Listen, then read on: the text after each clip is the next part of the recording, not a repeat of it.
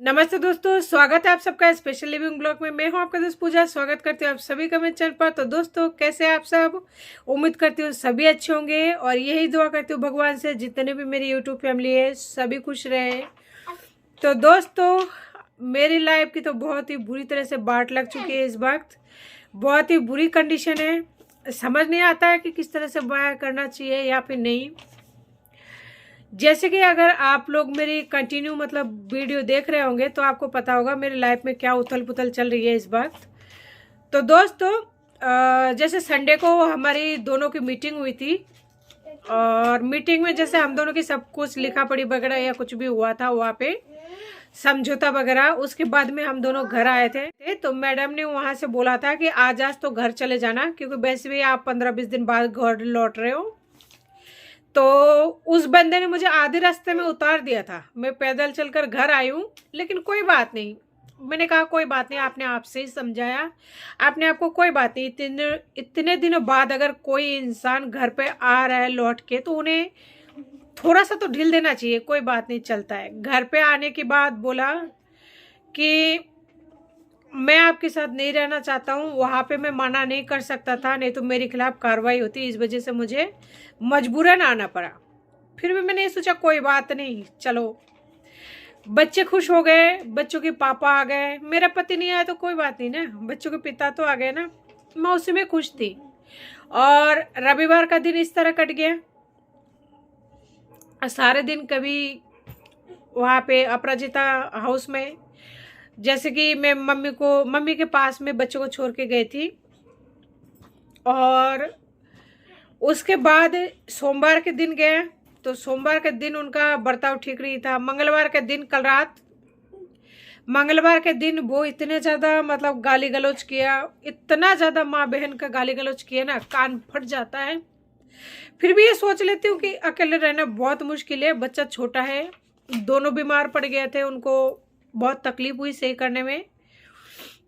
और दोस्तों, सारी शर्तें, सारी बातें, सब कुछ मानने के बाद भी आज बुधवार का रात है। देख, उन्होंने कहा, सोनू के पापा ने कहा आज हमारी कंपनी की तरफ से किसी का शादी है, मैं शादी में जा रहा हूँ। लेकिन जब मैंने उनको दोपहर को 2:30 बजे फ़ोन किया तो उन्होंने बोला मैं स्वामनी में गया हुआ हूँ, यानी किसी के जरूला उतारने पर गया हुआ हूँ। तो मुझे समझ नहीं आया कि स्वामिनी में गया कि जरूला में गया या फिर शादी में गया। मैंने फिर भी छोड़ दिया, कोई बात नहीं, घर आ गया, मेरे लिए काफ़ी है, बच्चे खुश हैं। और आज है बुधवार की रात की 10 बज रही है। तो यहाँ पे मेरे दोनों बच्चे हैं जो होमवर्क करा रही हूँ और उसके साथ ही मैं आप लोगों से बात कर रही हूँ। अभी तक वो बंदा घर पे नहीं आया, सिर्फ 2 ही दिन घर पे आया है। और जिसमें भी उन्हें जो कहना था, जो करना था, बुरा भला या जो भी, बस आया।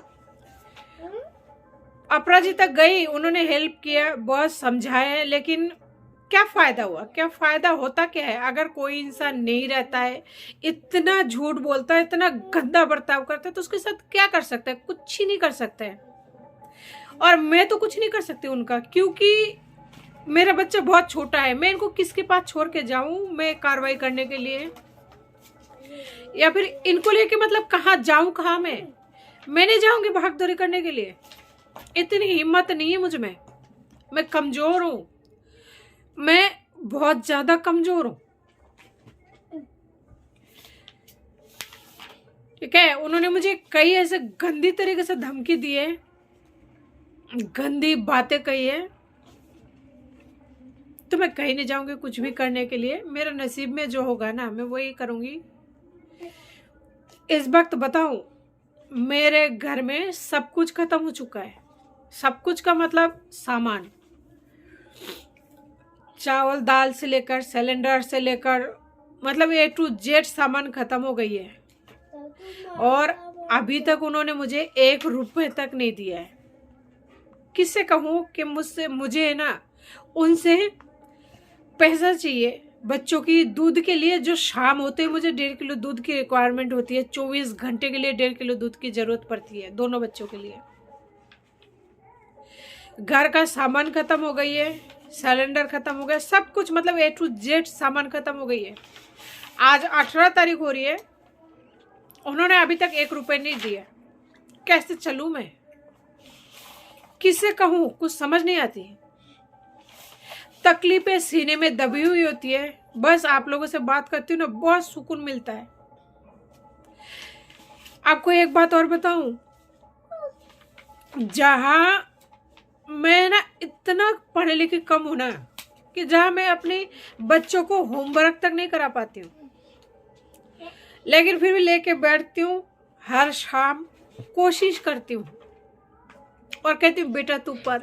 और वो जो छोटा सा बच्चा है नर्सरी का, उसे कुछ समझ नहीं आता, लेकिन मैं देख देख के थोड़ा बहुत करा देती हूँ। और अभी तो वो फिर आए नहीं है और मुझे नहीं लगता वो दोबारा लौट के आएंगे। कहाँ कार्रवाई करूँ, किन के पीछे भागूं, जहाँ घर में एक दाना ना हो, धमकी देते हो। मेरी हिम्मत नहीं है, मुझ में हिम्मत नहीं है, मैं हूँ कमजोर हूँ।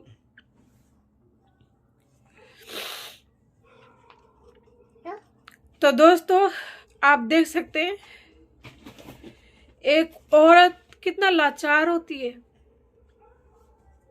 कितना मतलब बेबस होती है। जहाँ उसकी, लोगों की तो खुशकिस्मत होती है जहाँ पे भाई होती है, बाप होता है, लेकिन मेरा तो ना तो बाप है ना भाई है, बस एक माँ है, वो भी बहुत बुजुर्ग है, वो लाचार है। इसलिए शायद मैं इतना मजबूर हूँ। उनके पास तो रहने के लिए भी घर नहीं है। अगर उनके पास जाऊं तो मतलब कहाँ जाऊं, कैसे जाऊं। तो दोस्तों आज की वीडियो में इतना ही। मिलती हूँ फिर किसी नए वीडियो के साथ में। अगर वीडियो अच्छी लगी हो तो प्लीज़ लाइक करें, शेयर करें, सब्सक्राइब करें। तब तक के लिए नमस्ते, जय हिंद।